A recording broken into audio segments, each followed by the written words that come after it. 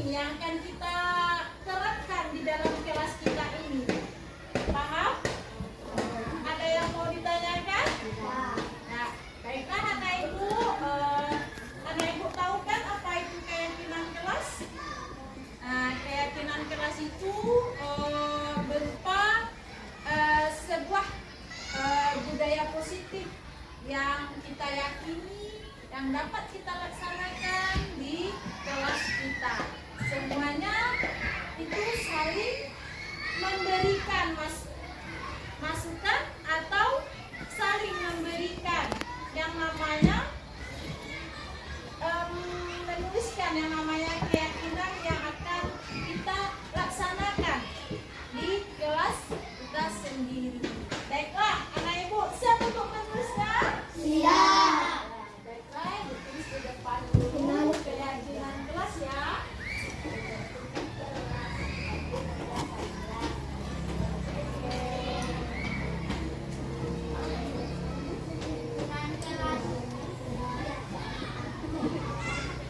Anak ibu, mengapa kita membuat sebuah keyakinan kelas?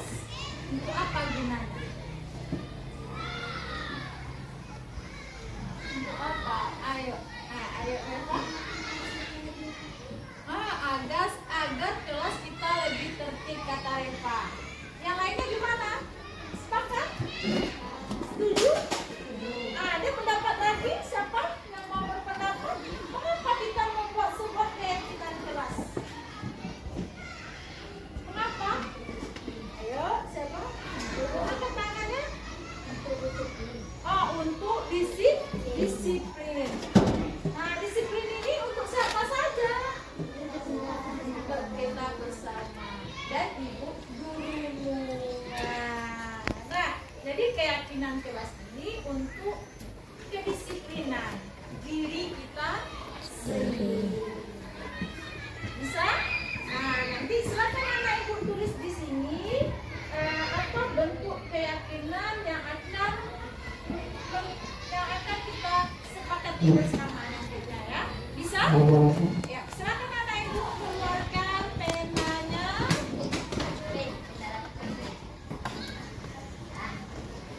Ya, ini ada stikotnya warna pink, hijau, biru, orange. Nah, kamu maunya warna apa? Bahkan kamu pilih stick note sesuai warna yang kamu inginkan.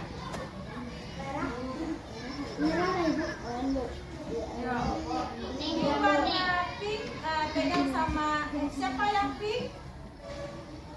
Siapa yang warna pink? Silakan. Nah, pink. Ada yang mau pink? Ada Bu. Ini biru sama Latifa ya. Nah, ya siapa yang mau biru silakan ambil dengan Latifa. Nah, pink pegang ya. Satu-satu stick note-nya ya, Nak. Nah, hijau. Nah, Devin. Siapa yang mau hijau? Satu-satu. Siapa yang mau orange? Nah, kita sama. Ayo, yang kuning. Nah, silakan dibagikan satu-satu ya. Kalau ada sisa berikan ke ibu.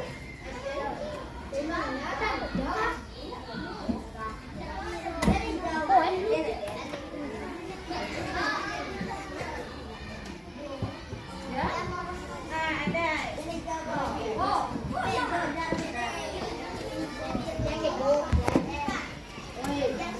Ada sisa, kalau ada sisa bawa ke ibu. Ambil satu buat kamu.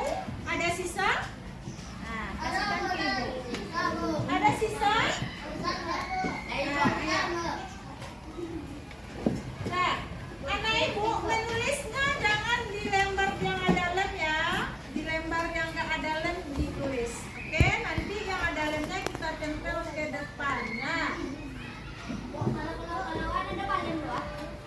Ada tuh. Coba cari sisi yang ada lemnya. Ada ya? Ada. Yang warna hijau ada warna apa lagi? Orange, ada sisa? Biru.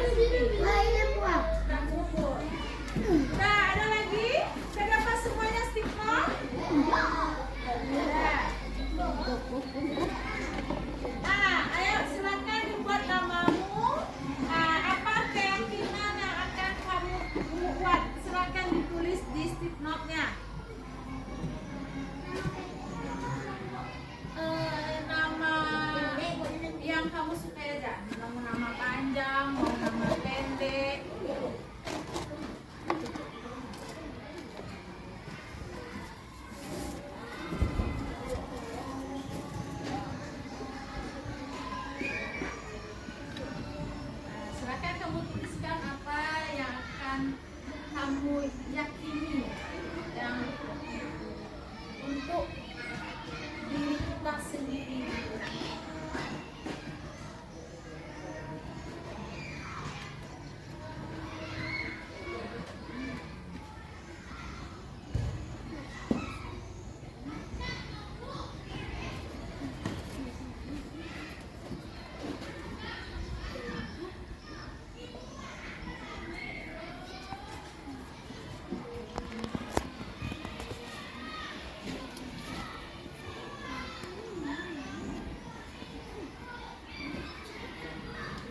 Nanti keyakinan yang kamu buat itu akan kita tempelkan di depan dan nanti kita jadikan sebuah keyakinan kelas.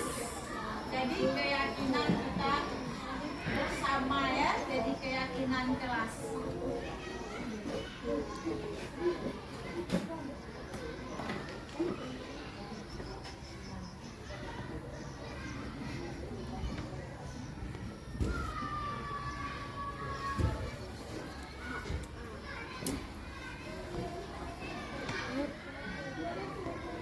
Dan kalau udah selesai, kita kasih waktu dulu untuk teman yang lain yang belum.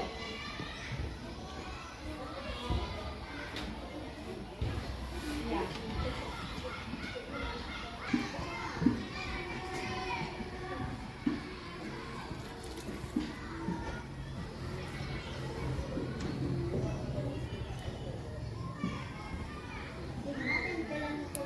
Nanti ditempel di papan tulis ya.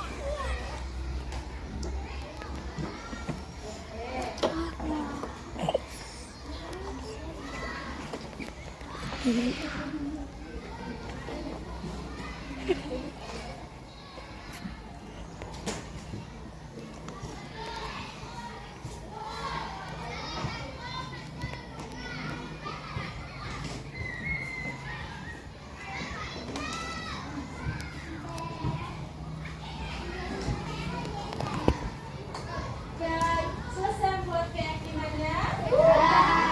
Ayo, silakan anak ibu ditempel yang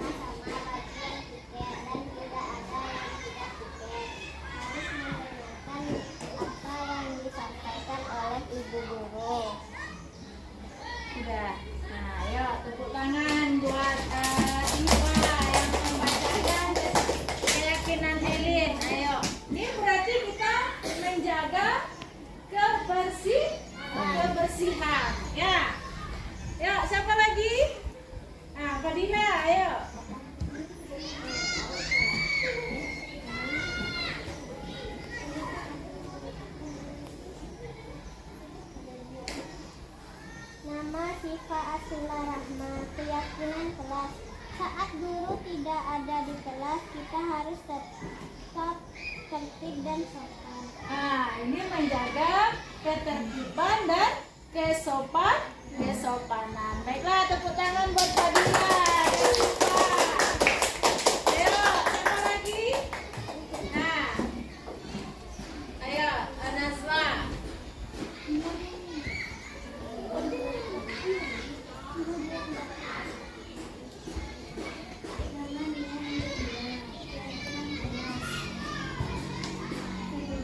Disiplin dan tepat waktu. 2. Selalu menjaga kebersihan. Nah, menjaga kebersihan. Datang tepat waktu. Ayo, silakan. Kita tuliskan dulu ya. Yang pertama apa? Menjaga kebersihan. Menjaga kebersihan kelas. Setelah itu apa lagi?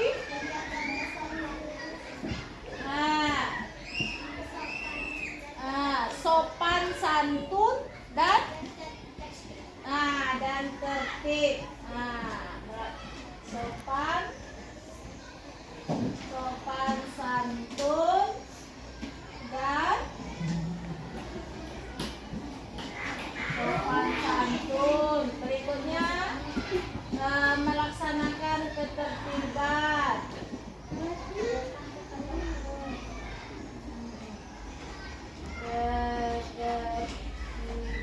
Setelah itu apa lagi? Datang tepat waktu. Datang tepat waktu. Ya, siapa lagi yang membacakan? Reva, ayo silakan Reva. Yang punya yang belum ya, yang dibacakan ya.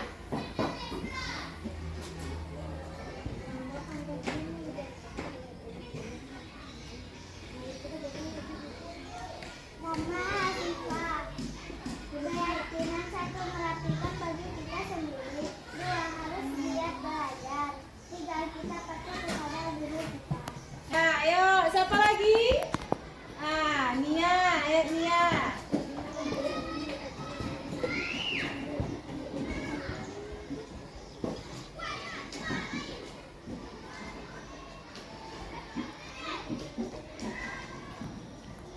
Nama Reva.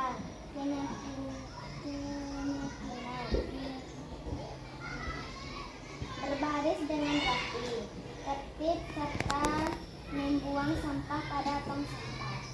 Itu masuk dalam melaksanakan ketertiban dan menjaga kebersihan kelas. Ayo, siapa lagi? Ayo. Nama Devin Pratama. 1. Harus rapi. 2. Harus disiplin. 3. Tidak boleh sombong. Anak ibu kelas 5 sudah membuat keyakinan. Setelah itu apa yang akan kita lakukan terhadap keyakinan kelas kita ini lagi? Akan mengikuti keyakinan yang telah kita sepakati. Baiklah, sepakat apa ini keyakinan kelas kita yang telah kita buat di depan? Sepakat. Baiklah. Terima kasih untuk anak ibu kelas 5 hari ini sudah membuat keyakinan kelas 5.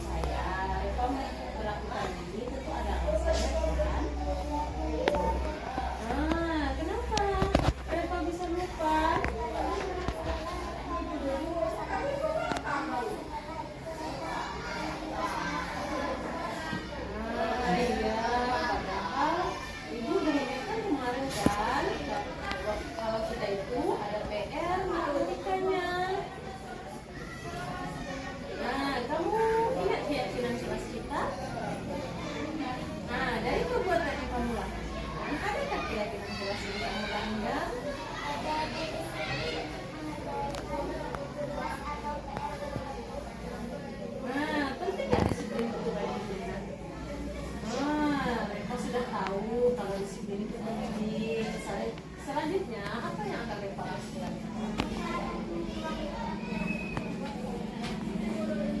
Nah, baiklah, Nak Reva sudah tahu apa yang akan dilakukan ke depannya ya. Nah, Reva boleh kembali ke kelas.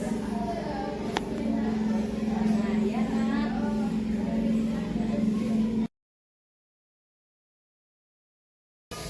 Zabin, tahu kenapa Zabin dipanggil Bismillah? Nah, kenapa ibu memanggilmu Nak? Nah, ya, baiklah Zabin, setiap orang pernah melakukan kesalahan.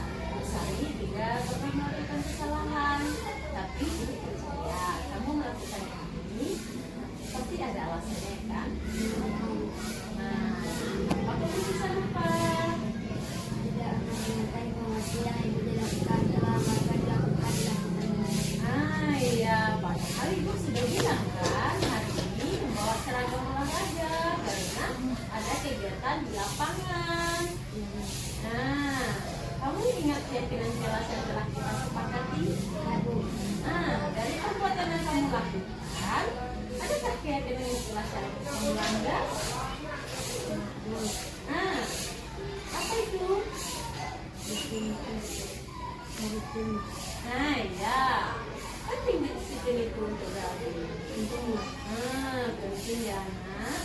Nah, Zabin sudah tahu kalau disiplin itu penting. Selanjutnya, langkah apa yang akan Zabin lakukan Nak?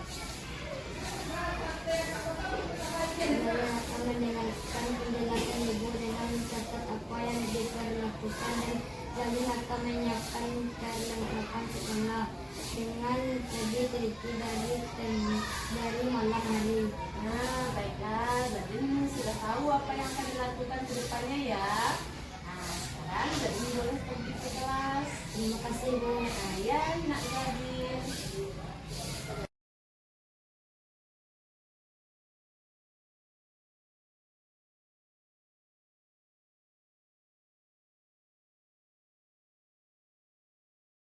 Bismillahirrahmanirrahim. Assalamualaikum warahmatullahi wabarakatuh. Waalaikumsalam warahmatullahi wabarakatuh. Puji syukur kita ucapkan atas kehadiran Allah Subhanahu wa taala yang mana berkat rahmat dan karunia-Nya kita masih diberi kesempatan untuk berkumpul di ruangan ini. Salawat beserta salam tidak lupa pula kita hadiahkan buat Nabi junjungan kita, yakni Nabi besar Muhammad SAW. Yang terhormat Ibu Kepala Sekolah SD 20 Alum, yang sama-sama kita hormati Bapak dan Ibu Majelis Guru SD 20 Alum dan karyawan SD 20 Alum. Pada kali ini marilah kita sama-sama mendengarkan aksi nyata dari Ibu Sari mengenai menyebarkan pemahaman dan penerapan pengalaman budaya positif. Nah, untuk yang pertama kali marilah kita dengarkan sepatah kata dari Ibu Kepala Sekolah. Kepada Ibu dipersilakan. Bismillahirrahmanirrahim. Assalamualaikum warahmatullahi wabarakatuh. Waalaikumsalam warahmatullahi wabarakatuh. Pak Ibu ya, suaranya kurang mengizinkannya. Dengan tidak mengurangi rasa hormat kita kepada pengacara yang telah memberikan kesempatan kepada kami untuk memberikan sepatah kata pembuka kepada calon guru penggerak kita yaitu Ibu Lesari Anggra ini. Mudah-mudahan nanti apa yang disampaikan beliau bisa menjadi contoh atau bisa kita terapkan di sekolah kita, karena sebelumnya juga kita punya guru penggerak dan sekarang sudah menjadi pengajar praktik. Mudah-mudahan nanti ilmu yang beliau berikan ini bisa bermanfaat bagi kita.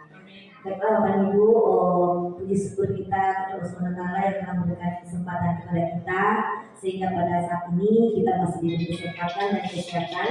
Seterusnya salawat dan salam dan tentunya kita hadiahkan buat junjungan Nabi besar kita Muhammad SAW dengan mengucapkan Allahumma shalli ala sayyidina Muhammad. Baiklah, pada kesempatan kali ini mungkin tidak banyak yang akan kami sampaikan. Di sini pada prinsipnya kami sangat mendukung sekali kepada ibu calon guru penggerak kita, yaitu Ibu Yulia Sari Anggra ini yang nantinya akan memberikan pemahaman kepada kita tentang budaya positif, menyebarkan pemahaman dan penerapannya serta pengalaman budaya positif kepada kita. Mudah-mudahan nanti beliau bisa menyampaikan yang baik dan bisa juga diterima dengan baik juga, dan kita terapkan kepada anak-anak sehingga nantinya sekolah kita ini bisa berjaya lebihnya nanti. Mungkin hanya ini yang dapat kami sampaikan. Semoga Ibu Sari bisa sukses dan kita ini dengan langkah dengan mengucapkan alhamdulillah. Nah, kita akhiri dengan wabillahi taufiq wal hidayah. Mohon maaf atas segala kekurangan.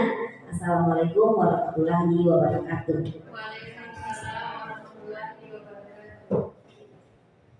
Terima kasih kita ucapkan kepada Ibu Kepala Sekolah.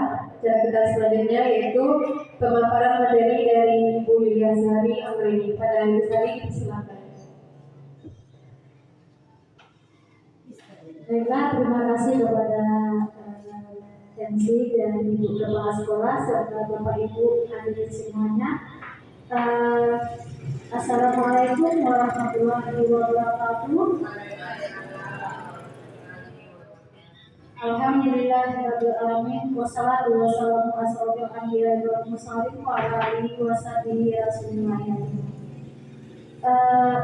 Pertama-tama mari kita mengucapkan rasa syukur kepada Allah Subhanahu wa taala atas nikmat dan hidayah beliau kita dapat berkumpul di ruangan ini. Salawat beriringan salam tidak lupa pula kita hadirkan berkunjungan kita yakni Nabi besar Muhammad Sallallahu Alaihi Wasallam yang telah membawa umatnya dari zaman dahulu sampai zaman sekarang yang kita rasakan pada saat ini.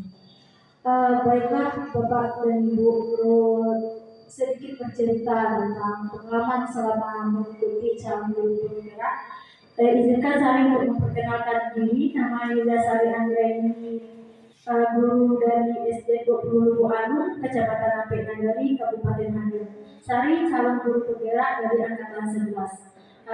Sebelumnya dari sekolah kita juga sudah ada guru penggerak yaitu di angkatan 4 Ibu Fatimah. Sekarang beliau sudah menjadi pengajar praktek dalam angkatan 11 ini.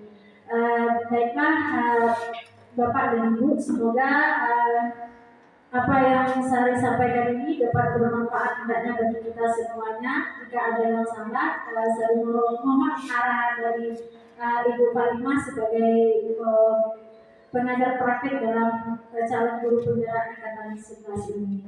Mungkin Bapak dan Ibu di sini ilmu saya belum seberapa, tapi saya ingin berbagi sedikit dengan Bapak dan Ibu tentang kegiatan yang telah saya lakukan selama mengikuti program calon guru penggerak ini. Pertama yaitu di bulan Juli saya sudah melaksanakan yang namanya filosofi pemikiran dari Ki Hajar Dewantara yaitu pada modul 1.1. Setelah itu 2 minggu berikutnya masuk dalam modul 1.2 yaitu nilai dan peran guru penggerak. Berikutnya masuk dalam modul 1.3 tentang visi dari guru penggerak, yang mana beberapa minggu yang lewat itu sudah dilakukan pendampingan bersama Bapak Maimun Hidayat sebagai pengajar praktik dari Sari. Kemarin juga sudah memaparkan tentang visi dari visi sekolah kita. Selanjutnya dalam kegiatan ini didampingi oleh Ibu Fasil, itu namanya. Beliau itu tidak dapat hadir hari ini. Kami hanya bertemu di ruangan Zoom Bapak dan Ibu. Selanjutnya selama mengikuti guru penggerak ini, calon guru penggerak ini, banyak ilmu yang didapatkan, terutama tentang kepemimpinan. Semuanya ini berjalan berkat dukungan kita semuanya. Kalau tidak ada dukungan dari Bapak dan Ibu, mungkin saya tidak dapat untuk mengikuti kegiatan ini, terutama dari Ibu Kepala Sekolah yang sangat mendukung untuk ikut calon guru penggerak, sehingga mengikuti seleksi ya Bapak dan Ibu dari awal, mengisi esai, setelah itu melakukan yang namanya simulasi mengajar selama 10 menit, setelah itu melakukan yang namanya wawancara. Alhamdulillah berkat doa dan dukungan dari Bapak dan Ibu semuanya, Sari sampai pada tahap terakhir dari modul 1.4. Ada lagi 2 modul yang akan dipelajari Bapak dan Ibu. Baiklah, itu sedikit cerita Sari tentang kegiatan di calon guru penggerak ini. Sebenarnya itu kegiatan itu sangat membantu kita dalam pendidikan Bapak dan Ibu. Banyak ilmu yang kita dapat. Salah satunya adalah ini budaya positif. Nah, budaya positif ini adalah kebiasaan yang kita lakukan di sekolah atau tidak Bapak dan Ibu. Jadi ini sedikit berbagi tentang menyebarkan pemahaman budaya positif. Mungkin Bapak dan Ibu sudah tahu tentang budaya positif yang terlaksana di sekolah kita. Selanjutnya adalah pada materi ini di calon guru penggerak ini kami belajar tentang konsep dari inti budaya positif. Yang pertama yaitu perubahan paradigma belajar. Yang kedua disiplin positif. Yang ketiga motivasi perilaku manusia. Yang keempat kebutuhan dasar manusia. Yang kelima posisi kontrol restitusi. Yang keenam keyakinan kelas. Dan yang terakhir yaitu segitiga restitusi. Mungkin dari konsep inti ini ada Bapak Ibu sudah memahaminya, tapi mungkin ada beberapa yang harus maksudnya ada beberapa yang kegiatannya ada pengelompokannya Bapak Ibu. Semuanya itu sudah kita laksanakan di sekolah kita. Ini saya sedikit berbagi aja ya Bapak dan Ibu, bukan mengurangi.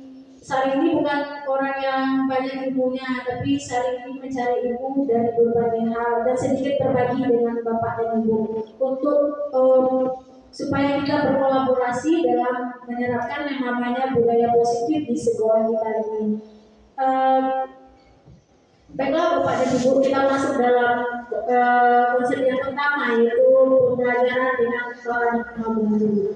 Dalam pembelajaran paradigma baru ini kita berkaitan dengan pemikiran dari filosofi pendidikan Ki Hajar Dewantara, yang mana pembelajaran itu berpihak pada murid. Dari pembelajaran paradigma baru itu di mana dirancang pembelajaran berdiferensiasi, di mana sehingga para murid belajar sesuai kebutuhannya berdasarkan tahapan perkembangan sesuai teori psikologi modern untuk mewujudkan profil pelajar Pancasila. Jadi Bapak dan Ibu, untuk pelajaran paradigma baru ini itu kita menggunakan pelajaran berdiferensiasi. Di mana pembelajaran berdiferensiasi ini pertama pembelajarannya berdiferensiasi apa Bapak dan Ibu? Yang pertama berdiferensiasi konten, yang kedua berdiferensiasi proses, yang ketiga berdiferensiasi produk. Jadi itu adalah 3 tahapan untuk berdiferensiasi. Pembelajarannya kontennya itu kita menyesuaikan dengan kebutuhan murid kita yang beragam Bapak dan Ibu. Pertanyaannya adalah miskonsepsi tentang teori kontrol. Biasanya kita mengontrol murid kita, bahwasanya itu miskonsepsinya yang pertama ilusi guru mengontrol murid. Berikutnya ilusi bahwa semua perbuatan positif efektif dan bermanfaat. Miskonsepsi berikutnya ilusi bahwa kritik dan membuat rasa bersalah mampu menguatkan karakter. Miskonsepsi berikutnya ilusi bahwa orang dewasa berhak memaksa. Itulah yang terjadi miskonsepsi tentang teori kontrol. Ada 4 buah Bapak dan Ibu. Berikutnya, apakah miskonsepsi ini juga kita alami Bapak dan Ibu? Ada kita yang mengalami? Ya, saya juga berpikiran juga seperti itu Bapak dan Ibu. Guru itu mengontrol murid.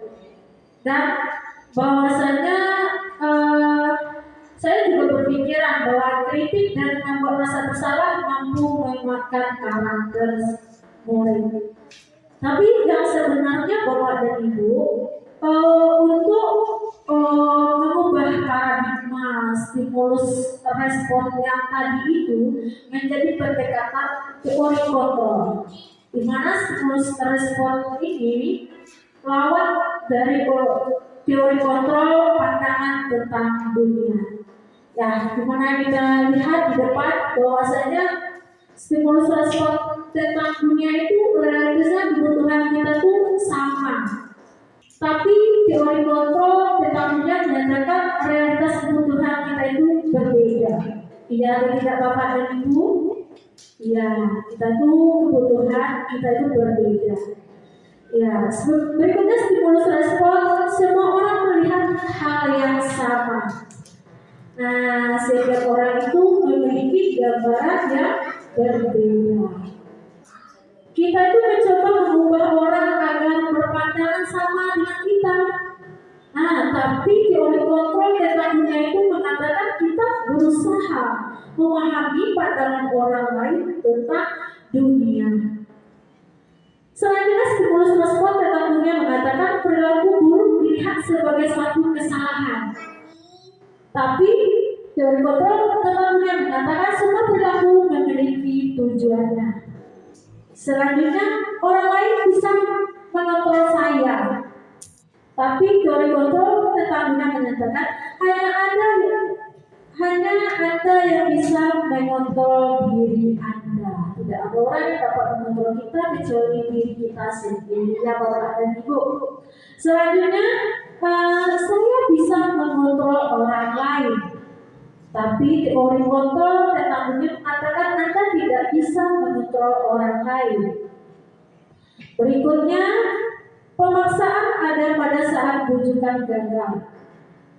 Teori kontrol mengatakan kolaborasi dan konsensus itu menciptakan pilihan baru. Itu merupakan stimulus respon terhadap teori kontrol. Baiklah Bapak dan Ibu, kita harus mengubah yang namanya paradigma stimulus respon ke pendekatan teori kontrol. Baiklah, selanjutnya kita akan masuk konsep berikutnya yaitu disiplin positif. Nah, kita ini masuk lagi Bapak dan Ibu tentang disiplin positif. Tentu kita sudah pernah ya Bapak dan Ibu melaksanakan yang namanya disiplin. Ya, tapi ya Bapak dan Ibu, iya. Disiplin ini berasal dari kata disiplin, yang artinya belajar. Disiplin mengacu pada disiplin diri yang memiliki tanggung jawab terhadap apa yang dilakukannya berdasarkan nilai-nilai dari yang diyakini. Jadi disiplin itu berdasarkan nilai-nilai yang diyakini ya Bapak dan Ibu. Selanjutnya, disiplin positif ini merupakan suatu cara penerapan disiplin yang mengajarkan murid bertanggung jawab dan menumbuhkan kesadaran diri berdasarkan nilai-nilai kebajikan. Jadi, disiplin positif ini diharapkan dapat siswanya bertanggung jawab terhadap dirinya berdasarkan nilai keyakinan yang telah disepakati. Selanjutnya, positif ini dapat membuat diri murid itu memahami dan menyadari berdasarkan motivasi internalnya. Bukan paksaan dari kita ya Bapak dan Ibu, bukan pujian ataupun hukuman, tetapi dari motivasi dirinya sendiri. Selanjutnya, Bapak dan Ibu, tujuan pendidik yaitu menciptakan murid yang memiliki disiplin diri sehingga mereka berperilaku mengacu pada nilai-nilai kebajikan universal dan memiliki motivasi intrinsik. Kalau intrinsik itu berasal dari mananya itu Bapak dan Ibu? Dari dalam dirinya. Kalau ekstrinsik dari luar dirinya. Selanjutnya adalah perubahan perilaku ke arah yang lebih baik. Baiklah Bapak dan Ibu, untuk berikutnya adalah ini.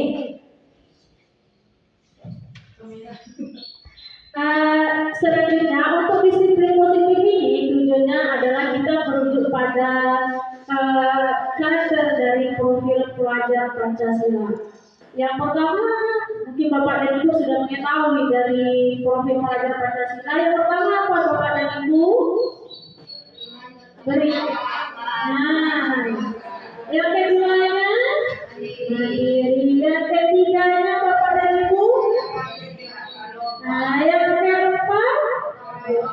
Yang kelima, yang keenam, bernama kritis. Jadi itu adalah karakter dari profil pelajar Pancasila yang merupakan tujuan dari disiplin positif. Selanjutnya adalah ini kita masuk dalam konsep motivasi perilaku manusia. Jadi perilaku manusia ini ada berdasarkan, maksudnya motivasi, ada motivasi yang mempengaruhi perilaku manusia, baik motivasi intrinsik maupun motivasi ekstrinsik. Nah, baiklah Bapak dan Ibu guru hebat, kita akan melihat ada 3 motivasi perilaku manusia. Yang pertamanya yaitu untuk menghindari ketidaknyamanan atau hukuman. Ini termasuk motivasi apa Bapak dan Ibu guru hebat? Nah, ekstrinsik rasa bantuan. Dan ini untuk menghindari ketidaknyamanan atau hukuman. Berikutnya adalah untuk mendapatkan imbalan atau penghargaan dari orang lain. Ini termasuk motivasi apa Bapak dan Ibu guru hebat? Ekstrinsik dari luar kita. Nah, yang terakhir yaitu untuk menjadi orang yang mereka inginkan dan menghargai diri sendiri dengan nilai-nilai yang mereka percaya. Ini termasuk motivasi intrinsik dari diri sendiri. Nah, baiklah Bapak dan Ibu guru hebat, kita akan melanjutkan untuk konsep berikutnya, yaitu kebutuhan dasar manusia. Nah, bahwasanya kita itu mempunyai kebutuhan dasar yang harus dipenuhi. Iya, ketika Bapak dan Ibu.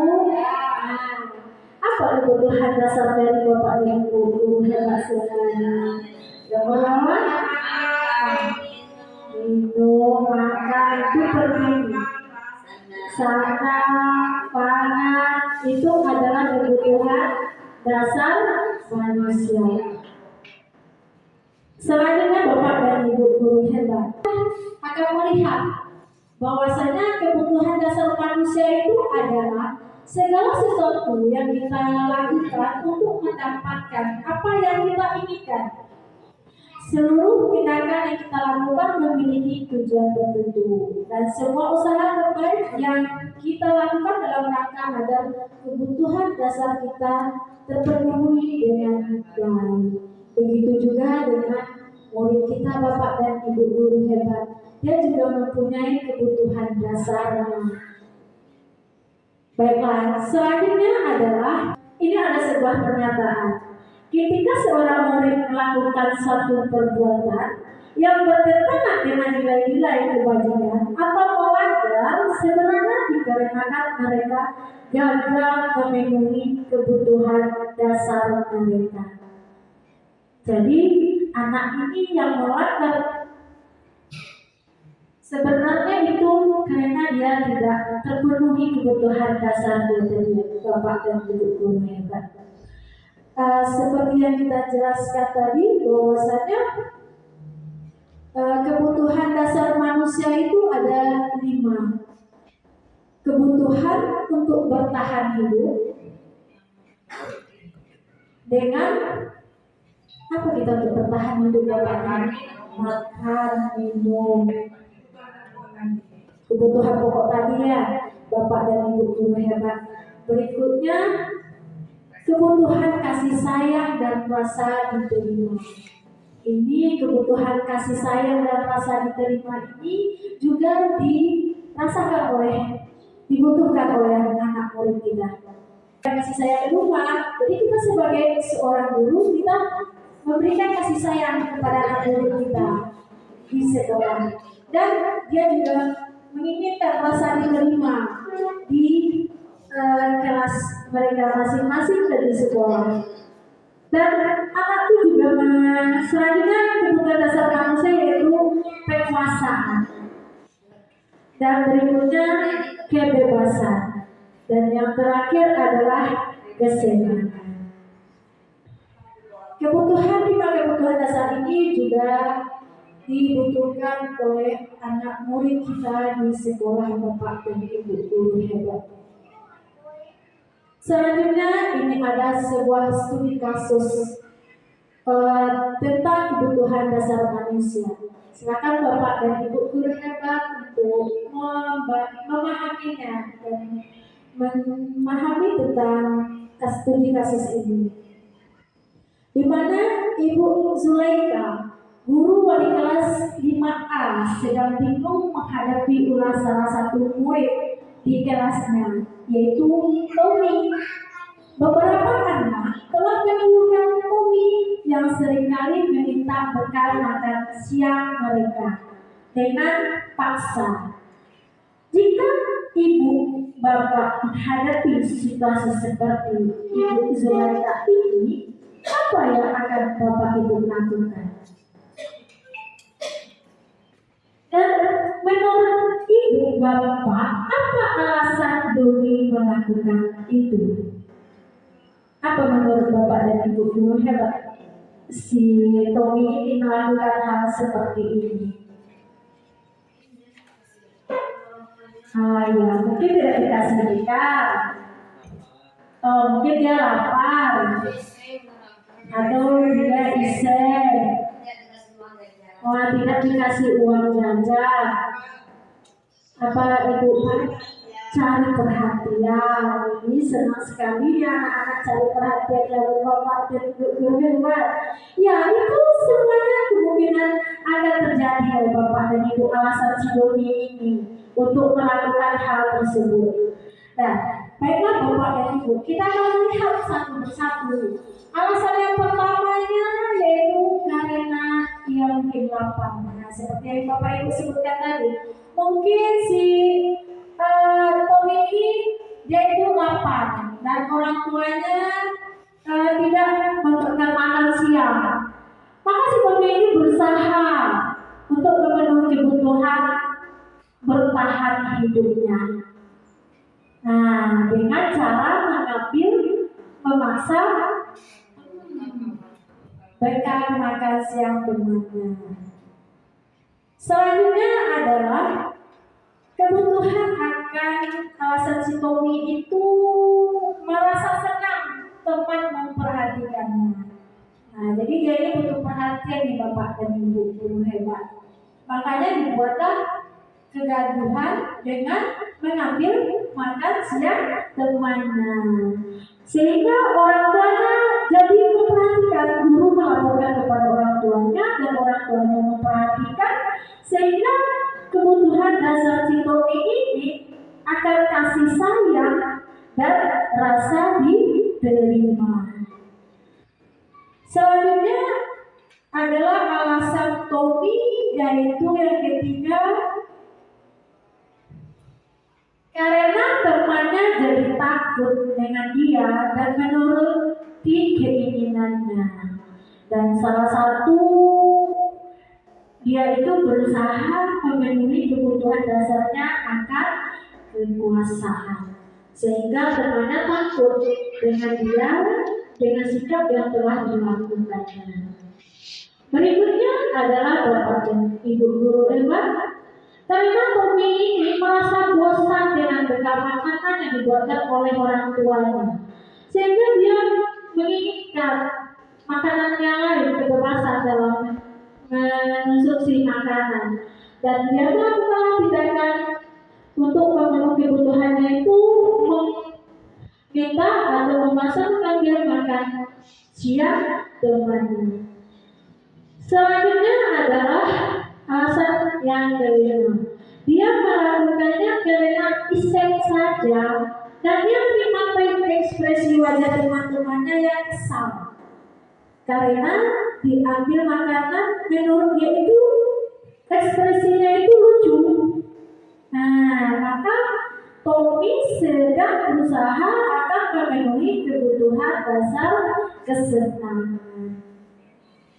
Nah, bapak dan ibu guru hebat, itulah beberapa alasan Tommy untuk melakukan hal tersebut, yaitu memenuhi kebutuhan dasar si Tommy tadi.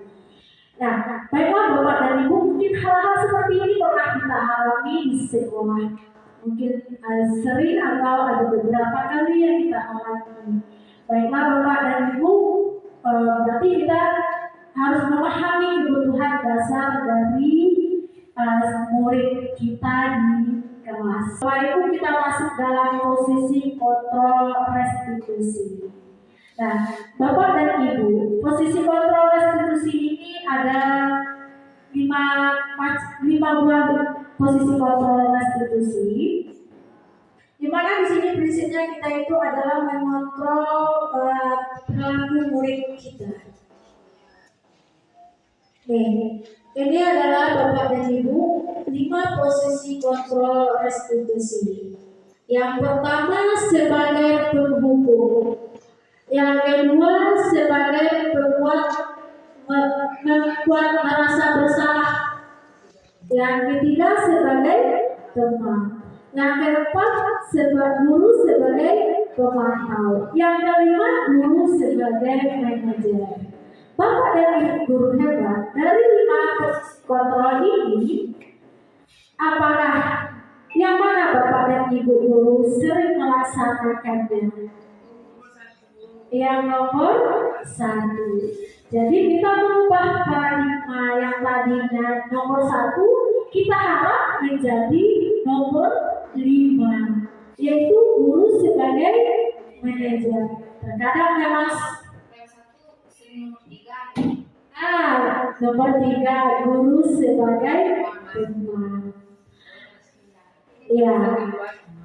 Nah, ini adalah posisi kontrol restitusi. Baiklah Bapak dan Ibu, izinkan saya untuk menjelaskan dari 5 posisi kontrol restitusi ini. Ini dia Bapak dan Ibu, bahwasanya ada posisi kontrol yang identitasnya gagal, ada posisi kontrol yang identitasnya berhasil, ada posisi kontrol yang identitasnya berhasil atau sukses, yang mengontrol diri sendiri. Baiklah Bapak dan Ibu guru hebat, kita akan melihat yang pertama yaitu penghukum, posisi kontrol penghukum. Di mana posisi kontrol penghukum ini nantinya akan menimbulkan sebuah kesan bagi anak tentang apa yang kita lakukan sebagai seorang guru. Kalau kita menghukum, menurut Bapak dan Ibu guru hebat, kalau kita menghukumnya, apakah anak itu akan lupa atau akan teringat ke Bapak dan Ibu? Akan teringat oleh anak. Itu akan membekas bagi anak.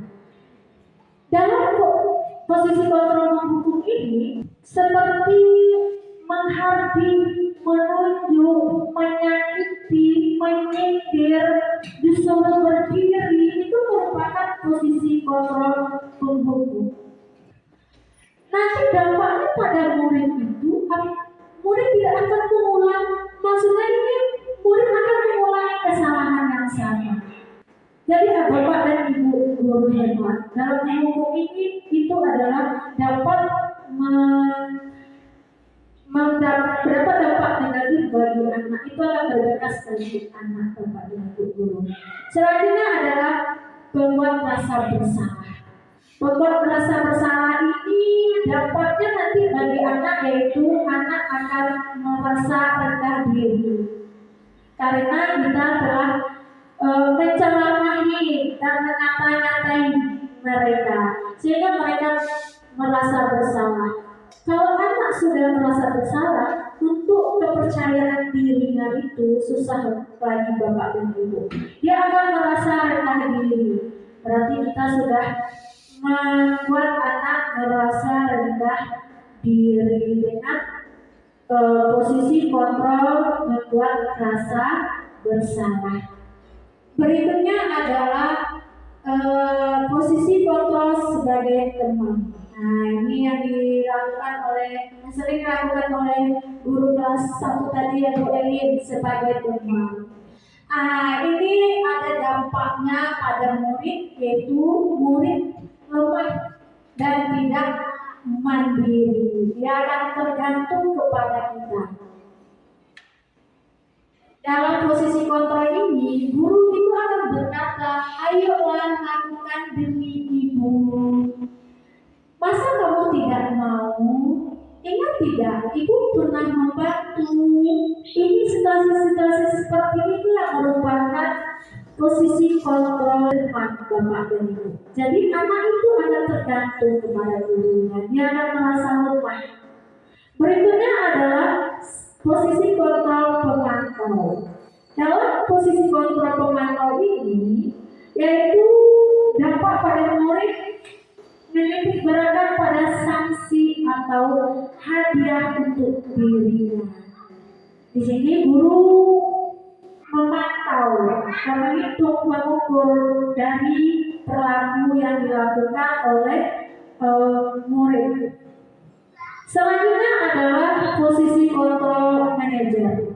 Nah, ini posisi kontrol manajer ini akan menghargai murid itu akan menghargai dirinya sendiri, Bapak dan Ibu guru hebat. Di mana dalam posisi kontrol manajer ini, murid itu akan diajukan beberapa pertanyaan. Pertanyaan-pertanyaan ini nanti akan membantu siswa dalam mengevaluasi dirinya.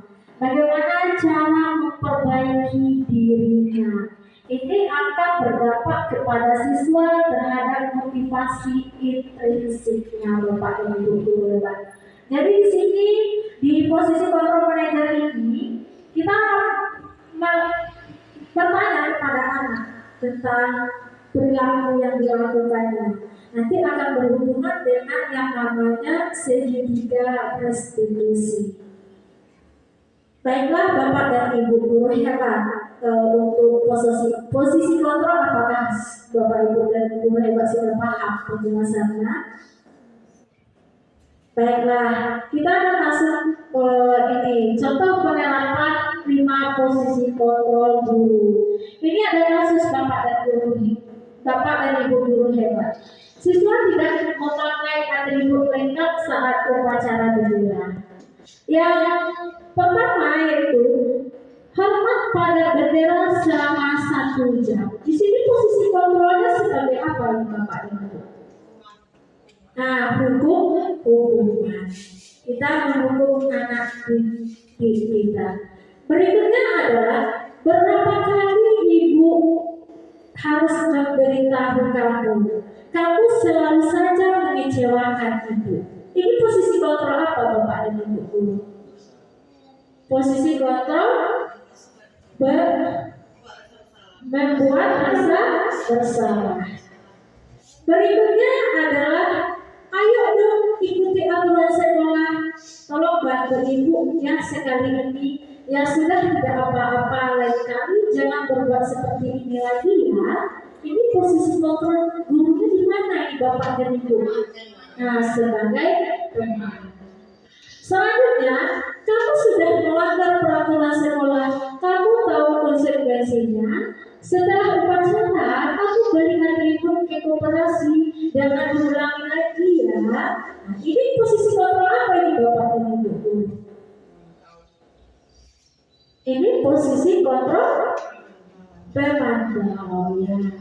Baiklah Bapak dan Ibu guru, ini yang terakhir. Ini apakah kamu tahu kesalahanmu? Kira-kira bagaimana kamu memperbaiki kesalahanmu? Ini posisi kontrol gurunya di mana ini Bapak dan Ibu? Sebagai manajer. Dari 5 posisi kontrol yang telah dijelaskan tadi, sebaiknya kita tuh berada di posisi kontrol yang mana Bapak dan Ibu guru hebat? Sebagai manajer, iya, sebagai manajer. Supaya anak mandiri, dia bertanggung jawab, dia dapat mengevaluasi dari kesalahannya. Nah, baiklah, mudah-mudahan kita dapat menyerapkan posisi kontrol manajer ini ya Bapak dan Ibu guru hebat di kelas dan di sekolah kita. Selanjutnya adalah keyakinan kelas. Nah, keyakinan kelas ini bukan hal yang baru lagi bagi Bapak dan Ibu. Semuanya sudah kita sudah kita laksanakan. Nah, jadi keyakinan kelas ini Bapak dan Ibu guru hebat. Apakah Bapak Ibu sudah melaksanakan di kelas? Yang ada kesepakatan kelas. Jadi Bapak dan Ibu guru, kesepakatan kelas tadilah yang kita jadikan sebuah keyakinan kelas dalam bentuk hal positif dengan menggunakan kata-kata yang mudah dipahami anak. Tidak terlalu panjang ya Bapak dan Ibu guru lewat. Jadi keyakinan kelas ini tidak sama dengan kesepakatan kelas, membuatnya itu sama, kita bersama-sama dengan anak. Jadi anak itu dia meyakinkan dirinya kalau sikapnya akan seperti ini. Ya, keyakinan ini tidak hanya guru yang memberikan kepada murid, tapi bersama-sama kolaborasi dengan murid yang ada di kelas masing-masing Bapak dan Ibu. Selanjutnya kita juga memajang hasil dari keyakinan yang telah disepakati bersama di kelas kita masing-masing. Nah, dan harapannya nanti Bapak Ibu yang belum membuat keyakinan kelas, nanti kita buat bersama-sama dengan murid yang di kelas. Keyakinan kelas itu lebih Ya, yang positifnya. Karena kita keyakinan kelas, kesepakatan kelas kadang-kadang kan contohnya ini Bapak dan Ibu. Kesepakatan kata-katanya tuh yang positif. Nah, contohnya tidak membuang sampah pada sembarangan. Nah, itu kita buat keyakinan membuang sampah pada sampah. Jadi yang positifnya ada Bapak dan Ibu guru hebat. Kita lanjut dalam segitiga restitusi. Nah, ini segitiga restitusi Bapak Ibu. Apakah sekarang kita akan belajar matematika? Iya, baiklah Bapak dan Ibu, ini adalah segitiga restitusi. Segitiga restitusi ini mungkin Bapak Ibu membayangkan sebuah segitiga, iya atau tidak? Iya kan? Iya. Dia itu juga segitiga Bapak dan Ibu. Tapi ini kebalikan. Namanya adalah segitiga restitusi. Dalam segitiga restitusi ini ada beberapa kegiatan yang akan kita laksanakan.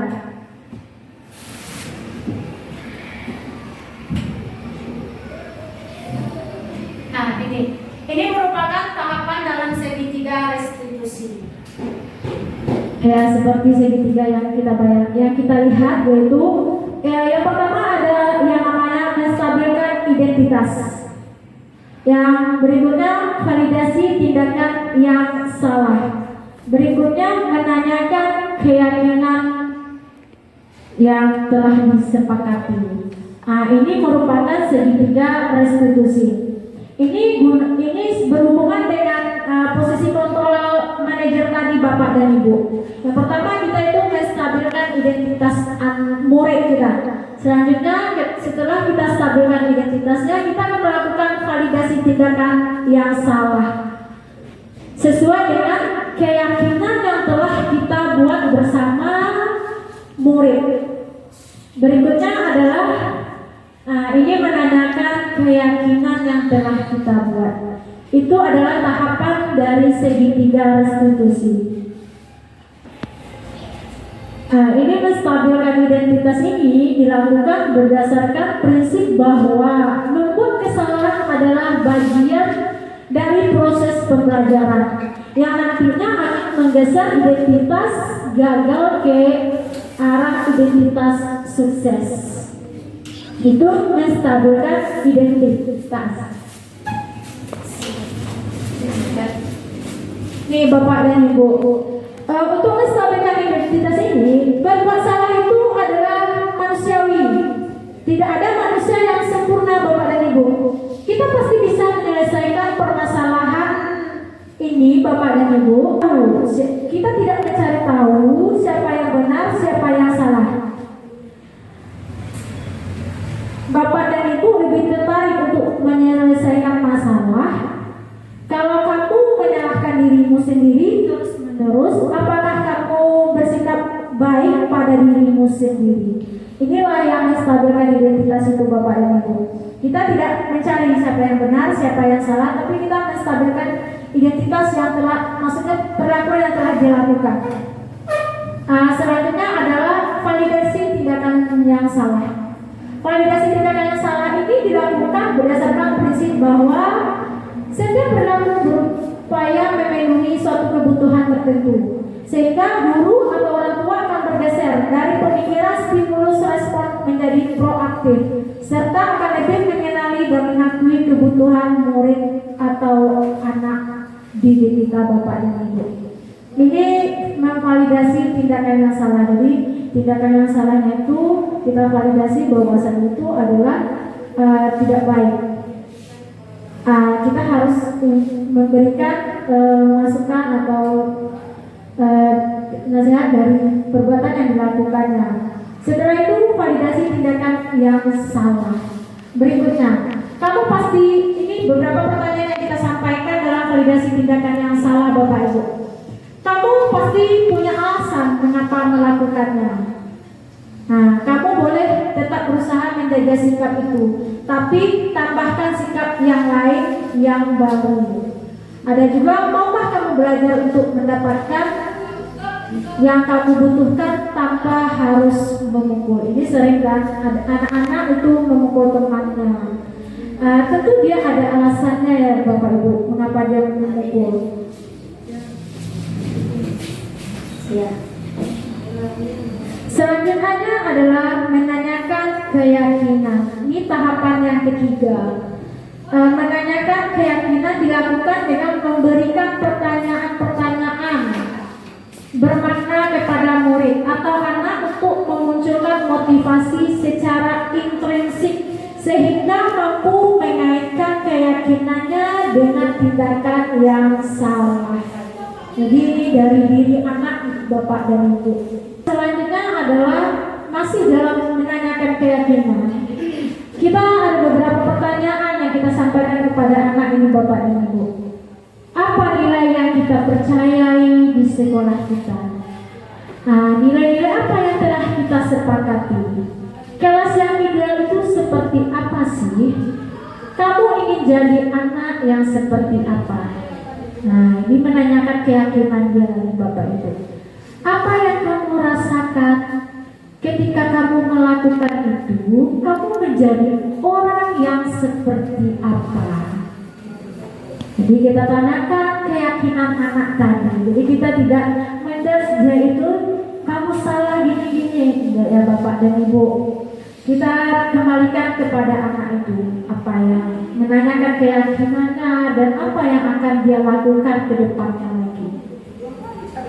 Jadi kita tidak bisa memaksa anak untuk harus seperti ini, harus seperti ini. Kita tadi tidak bisa memaksakan untuk mengontrol anak-anak Bapak Ibu.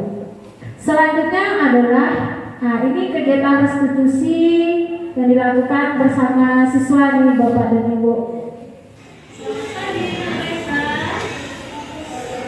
Ini Revanya tidak membuat PR.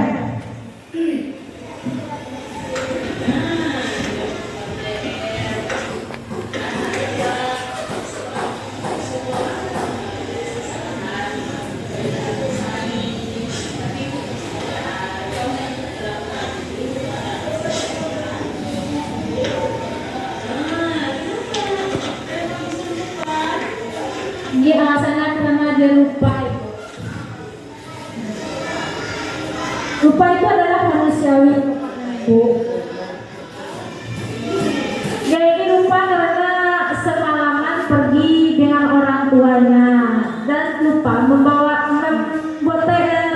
Kalau kita berada di posisinya, tentunya seperti itu juga kan Bapak Ibu. Kita meyakini anak itu, ya Ibu kalau berada di posisimu akan lupa juga tentang PR Ibu.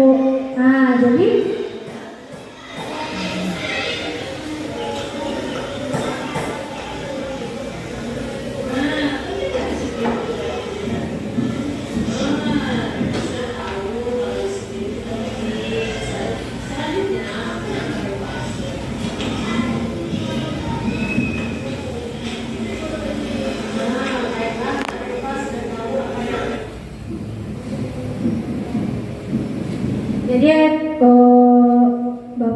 di sini kita dalam kegiatan restitusi ini kita pada tahap yang terakhir itu adalah kita memberikan kesempatan kepada anak apa yang akan dilakukan ke depannya.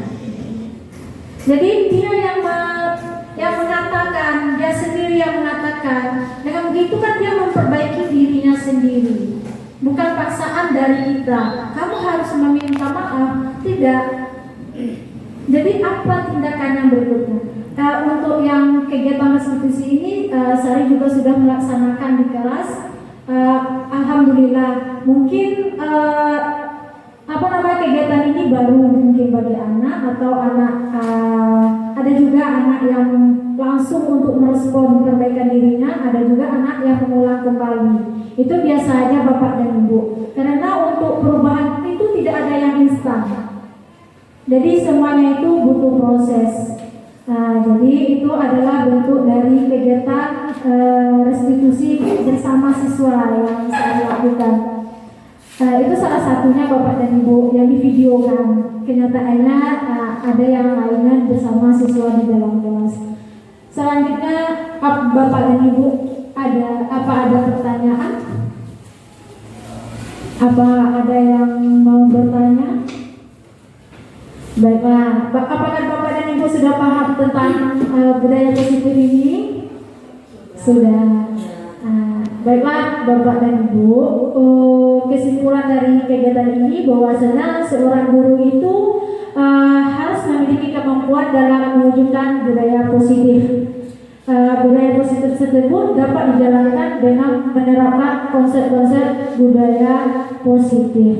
Jadi Bapak dan Ibu, harapan dari kegiatan ini Bapak dan Ibu dapat menerapkan budaya positif bersama murid di lingkungan sekolah kita ini. Kita berkolaborasi bersama untuk menerapkan budaya positif yang berpihak kepada murid yang tidak menjudge murid. Baiklah Bapak dan Ibu, demikian penjelasan dari saya tentang materi budaya positif.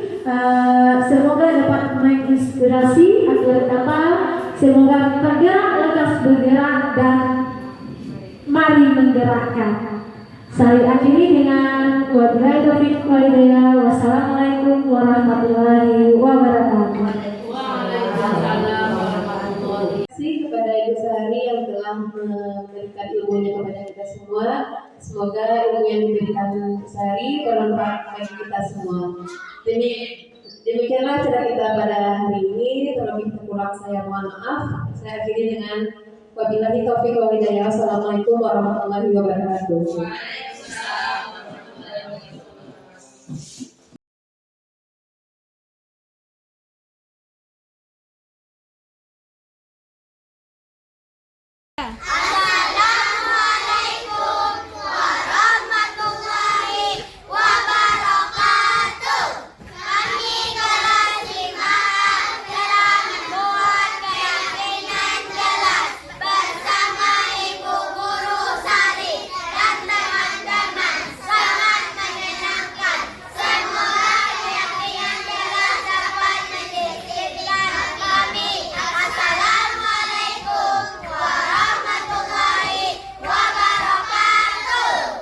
Assalamualaikum warahmatullahi wabarakatuh. Perkenalkan, nama saya Zaldin Aprio dari SDN 20 Lubuk Alung. Terima kasih kepada Ibu Sari dengan kegiatan yang dilakukan telah menyadarkan saya akan perbuatan yang saya lakukan. Saya akan memperbaiki kesalahan yang telah saya lakukan. Assalamualaikum warahmatullahi wabarakatuh. Kenalkan, nama saya Adia Rafa Fatina, kelas 5A. Terima kasih kepada Ibu Sari dengan kegiatan yang dilakukan telah menyadarkan saya akan perbuatan yang saya lakukan. Saya akan memperbaiki kesalahan yang telah saya lakukan. Assalamualaikum warahmatullahi wabarakatuh. Perkenalkan, nama saya Mindamura SPD, guru di SDN 20 Lubuk Alung. Rekan sejawat dari Ibu Yulia Sari Anggraini SPD MPD, calon guru penggerak angkatan 11. Proses pembelajaran yang dilakukan oleh Ibu Sari sudah berpihak kepada murid dengan menggunakan model pembelajaran, media, dan berdiferensiasi. Demikianlah refleksi dari saya. Saya akhiri dengan wabillahi taufiq wal hidayah. Assalamualaikum warahmatullahi wabarakatuh. Assalamualaikum warahmatullahi wabarakatuh. Perkenalkan, nama saya Fitri Ayu. Saya merupakan guru dari SDN 20 Lubuk Alung dan saya merupakan teman sejawat dari Ibu Yuliasari Anggraini yang merupakan CGP angkatan 11. Nah, baiklah, di sini saya akan memberikan respon mengenai sosialisasi yang telah diberikan oleh Ibu Yuliasari mengenai budaya positif. Nah, dari yang disampaikan oleh Ibu Sari kemarin, itu sangat memberikan dampak positif sekali bagi kami, terutamanya bagi kami untuk memperbaiki bagaimana cara menghadapi peserta didik kami. Dan semoga apa yang telah disampaikan oleh Ibu Yuliasari Anggraini dapat kami implementasikan secara terus-menerus di dalam proses pembelajaran agar memberikan dampak yang lebih baik terhadap peserta didik kami. Mungkin hanya itu yang dapat saya sampaikan. Terlebih terkurang saya mohon maaf. Assalamualaikum warahmatullahi wabarakatuh.